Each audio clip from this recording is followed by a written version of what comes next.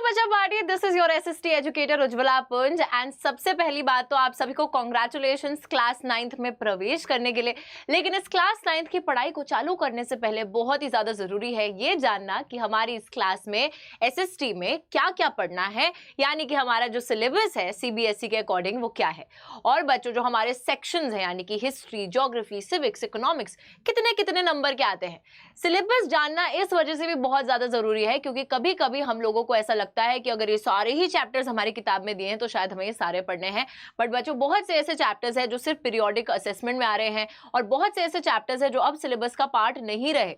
तो ये चीजें जानना काफी ज्यादा जरूरी है कि क्या आ रहा है, क्या हट चुका है। इस वजह से ये जो रिवाइज सिलेबस है, लेटेस्ट सिलेबस है, मैं आप लोगों के लिए लेकर आ गई हूं। इस सेशन में मैं आपको यही जो सिलेबस है इसके बारे में बताने वाली हूं, बात करने वाली हूं। तो मेरी बात को ध्यान से सुनिएगा। चलिए सबसे पहले क्लास 9th के अंदर बात कर लेते हैं हम हमारे हिस्ट्री के सेक्शन की, जिस किताब का नाम है India and the contemporary world 1। तो जो पार्ट 2 है ना इसका वो आप 10वीं कक्षा में पढ़ोगे। अभी पार्ट 1 जो है इस किताब का आपको पढ़ना है, जहां पर आप लोग देख सकते हैं ये जो 3 चैप्टर्स है मेजरली हिस्ट्री में आपको यही पढ़ने हैं, यानी कि द फ्रेंच रेवोल्यूशन जो सबसे पहला चैप्टर है।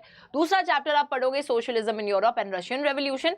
तो एक में फ्रेंच रेवोल्यूशन की बात होती है, एक में रशियन रेवोल्यूशन की बात होती है, और एक थर्ड चैप्टर जो कि काफी ज्यादा इंटरेस्टिंग है, नाजिज्म की बात करता है बच्चों ये चैप्टर। और हमारे जो हिटलर जी हैं, बड़े फेमस तानाशाह डिक्टेटर जो हैं, उनकी बात करेगा चैप्टर। तो ये 3 जो चैप्टर्स हैं, ये 3 चैप्टर्स हमें हिस्ट्री में पढ़ना है। अब आप लोग सोचोगे कि मैम किताब में तो फॉरेस्ट सोसाइटी, कॉलोनियलिज्म और पैस्टोरलिस्ट इन द मॉडर्न वर्ल्ड भी दे रखा है। तो देखिए समझ लेते हैं, जो फॉरेस्ट सोसाइटी कॉलोनियलिज्म है बच्चों, ये आपके कोई एग्जाम में नहीं आएगा, बल्कि ये सिर्फ इसको इंटरनली आपके जो स्कूल टीचर्स हैं वही इसको असेस करेंगे 5 नंबर के लिए, प्रोजेक्ट वगैरह बनवाएंगे वो सब। उसके बाद पैस्टोरलिस्ट इन द मॉडर्न वर्ल्ड का जो चैप्टर है ये भी आपके सिर्फ पीरियोडिक असेसमेंट में आएगा, तो वो यूनिट टेस्ट में आ जाएगा।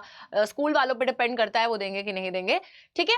तो ये सिर्फ उसलिए है जो फाइनल एग्जाम्स होंगे उनमें तो यही 3 चैप्टर्स आने वाले हैं। अब जरा ध्यान से सुनिए, इसकी वेटेज कितनी है, 2 नंबर मैप पॉइंटिंग के और 18 नंबर का जो थ्योरेटिकल पोर्शन है वो पूछा जाएगा।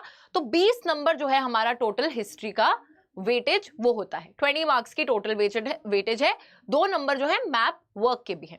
ऑलराइट, तो हिस्ट्री की तो बात हो गई। अब जरा आते हैं आगे। यहां पर बच्चों जरा ज्योग्राफी में देखिए, तो ज्योग्राफी के अंदर आपके पास India size and location first chapter है, फिजिकल फीचर्स ऑफ इंडिया है, ड्रेनेज है थर्ड चैप्टर, फोर्थ चैप्टर आपके पास है क्लाइमेट, और एक और चैप्टर जो आपको पढ़ना है वो है पॉपुलेशन। ठीक है, 5 चैप्टर्स आपको ज्योग्राफी पे पढ़ने हैं। इसकी भी सेम वेटेज है, 20 नंबर की वेटेज है ज्योग्राफी की भी। बट एक और चीज ध्यान रखिएगा, यहाँ पर जो आपका एक चैप्टर है नेचुरल वेजिटेशन वाइल्ड लाइफ, इसका सिर्फ और सिर्फ मैप वर्क, जो सिर्फ मैप वर्क है बच्चों, वही आपके फाइनल एग्जाम में इवैल्यूएट किया जाएगा। जो एनुअल एग्जामिनेशन होंगे सिर्फ मैप पॉइंटिंग वहां पर आएगी, बाकी कुछ भी नहीं आएगा। साथ ही में असेसमेंट दे सकते हैं, उसका प्रोजेक्ट वर्क वगैरह हो सकता है। तो ये चैप्टर से उसलिए है, ये फाइनल एग्जाम में इसकी जो थ्योरी पार्ट है वो नहीं आने वाला है। चलिए उसके बाद ये समझ में आ गई बात, तो 5 ही चैप्टर्स मेजरली आपको ज्योग्राफी में पढ़ने हैं।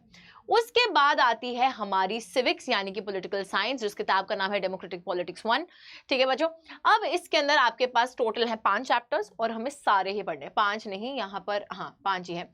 ओके, तो 5 चैप्टर्स पूरे के पूरे पढ़ने। अब यहाँ पे कंफ्यूज मत होना, ये एक ही चैप्टर का नाम है what is democracy, why democracy, first chapter है आपका। उसके बाद कॉन्स्टिट्यूशनल डिजाइन है, इलेक्टोरल पॉलिटिक्स है, वर्किंग ऑफ इंस्टीट्यूशंस है, डेमोक्रेटिक राइट्स है। तो ये पांचों के पांचों चैप्टर्स आपको पॉलिटिकल साइंस में पढ़ने होंगे। इसकी भी सेम ही वेटेज रहती है, 20 नंबर की वेटेज रहती है गाइस। ठीक है, अच्छा यहाँ पर एक और चीज ज्योग्राफी के अंदर याद रखिएगा, 17 नंबर थ्योरेटिकल पोर्शन आएगा और 3 नंबर की मैप पॉइंटिंग स्किल्स। यानी कि बच्चों देखो, पेपर में जब मैप वर्क आता है ना, तो मैप वर्क 5 नंबर का आता है टोटल। उस 5 नंबर में से 3 नंबर का मैप वर्क ज्योग्राफी से आता है, 2 नंबर का मैप वर्क हिस्ट्री से आता है। ठीक है, तो उसी तरीके से उसको इवैल्यूएट कर रखा है। बाकी 17 नंबर के क्वेश्चंस वगैरह आएंगे। बाकी सेम ही सिविक्स का केस है, सिविक्स में भी 20 नंबर जो है उसकी वेटेज रहेगी, और साथ ही में इकोनॉमिक्स का भी केस सेम है। तो सबसे पहली बात तो ये कि अब क्लास 9th में आके आपको इकोनॉमिक्स भी पढ़ना पड़ेगा, हिस्ट्री, सिविक्स और ज्योग्राफी के साथ में। इकोनॉमिक्स की बात करें तो सेम ही वेटेज रहती है, 20 नंबर की वेटेज रहती है। बट साथ ही में यहाँ पे जरा चैप्टर्स देख लेते हैं। तो स्टोरी ऑफ विलेज पालमपुर सिर्फ हमारी पीरियोडिक असेसमेंट में आ रहा है, फाइनल एग्जाम्स में नहीं आएगा।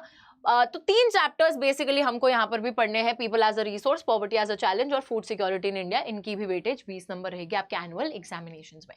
ठीक है, now when we are done with this, अब जरा फटाफट से हम थोड़ा सा इसमें फास्ट फॉरवर्ड करके आगे चलेंगे और जरा एक बारी मैं आपको मैप वर्क भी दिखा दूं। तो आपका ये जो सिलेबस है बच्चों, आपको ऑलरेडी ये अपलोडेड है हमारी सीबीएसई की ऑफिशियल साइट पे, आप वहां पर जाके भी देख सकते हो। बट मैं नहीं चाहती कि आप लोग इतना जो है मेहनत मशक्कत करें, तो इस वीडियो में ही आपको सब कुछ बताया जा रहा है। चलिए ध्यान से देख लीजिए मैप वर्क। जैसे कि मैंने अभी आपको बताया था कि हिस्ट्री का 2 नंबर का आएगा, ज्योग्राफी का 3 नंबर का आएगा। बहुत ज्यादा इंपॉर्टेंट रहता है, बहुत क्रूशियल रहता है जब नंबर स्कोर करने होते हैं तो। ठीक है, देखिए हिस्ट्री के अंदर फ्रेंच रेवोल्यूशन की कुछ कुछ जगहें हैं लोकेट, लेबल, आइडेंटिफाई करने के लिए। उसके बाद सोशलिज्म इन यूरोप का भी यहाँ पे दे रखा है, नाजिज्म का भी दे रखा है। साथ ही बच्चों ज्योग्राफी में देखेंगे तो यहाँ पर इंडिया साइज लोकेशन में इंडिया के states, capitals, tropic of cancer, standard meridian, इसको लोकेट लेबल करना, नेबरिंग कंट्रीज, इंडिया के फिजिकल फीचर्स का जो चैप्टर है यहाँ पर, ये सारी माउंटेन रेंजेस है, माउंटेन पीक्स है, प्लेट्यू है, कोस्टल प्लेन्स है, जो मेंशन है ना सिर्फ वही करनी है, बाकी सब कुछ नहीं करना। हो सकता है किताब के अंदर और भी जगहें मेंशन हो, बट नहीं, जो हमारे सिलेबस में मेंशन है हमें सिर्फ वही प्रिपेयर करनी है। अब यार देखो, एक जो चीज मैं अभी से बताती चलती हूँ, आप लोग क्लास 9th में आई हो और मैप वर्क बहुत क्रूशियल चीज है। बहुत से बच्चों को यही डिफरेंस नहीं पता होता है, लोकेट करना और आइडेंटिफाई करना। यार यहां पर जैसे लिखा है ड्रेनेज सिस्टम, सिर्फ रिवर्स लिखा है for identification only. Identification only का मतलब होता है कि जगह ऑलरेडी मार्क्ड आएगी, जगह को पहले से मार्क करा होगा, आपको सिर्फ आइडेंटिफाई करना है, पहचानना है कि कौन सी जगह है। लेकिन जब लोकेट और लेबल करने की बात होती है ना, तो उस टाइप के मैप वर्क में आपको हर जगह को प्लॉट करना भी आना चाहिए और उसको लेबल करना भी आना चाहिए। तो आइडेंटिफिकेशन में ऑलरेडी प्लॉटेड होती है जगह, हमें सिर्फ बताना है कौन सी जगह है, तो वो ज्यादा थोड़ा काम आसान होता है। लेकिन लोकेट और लेबल करने का मतलब है कि आपको उस जगह को मार्क भी करना है, प्लॉट भी करना है, लेबल भी करना है। ठीक है, एवरीथिंग नाउ। तो यहाँ पर ये पेनिनसुलर रिवर्स हैं, ये सब हिमालयन रिवर सिस्टम, ये सब सिर्फ आइडेंटिफाई करने के लिए आएंगे। क्लाइमेट के अंदर annual rainfall in India, monsoon wind direction, और पॉपुलेशन में population density, okay, highest lowest density of population. चलिए बाकी बच्चों यहाँ पे थोड़ा बहुत इंटरनल असेसमेंट के बारे में भी दे रखा है, तो वो आपके टीचर्स खुद से डिसाइड करते हैं कि उनको किस तरीके से आपका इंटरनल असेसमेंट लेना है। और इसी के साथ हमारे क्लास 9th का जो सिलेबस है वो हो गया है समाप्त। हम आप लोगों के लिए बहुत ही कॉम्प्रिहेंसिव तरीके से क्लास 9th के सारे चैप्टर्स की क्लासेस लाते रहेंगे। तो हमारे चैनल संकल्प भारत फाउंडेशन के साथ बने रहिए। अभी तक सब्सक्राइब नहीं करा है तो फटाफट से कर लीजिए और वीडियो को लाइक करिए, शेयर करिए, अपने सारे के सारे भाई बंधु जो हैं 9वीं कक्षा के, उन सभी तक इस वीडियो को पहुंचा दीजिए। चलिए धन्यवाद, thank you so much guys, I'll see you next time, take care and bye bye।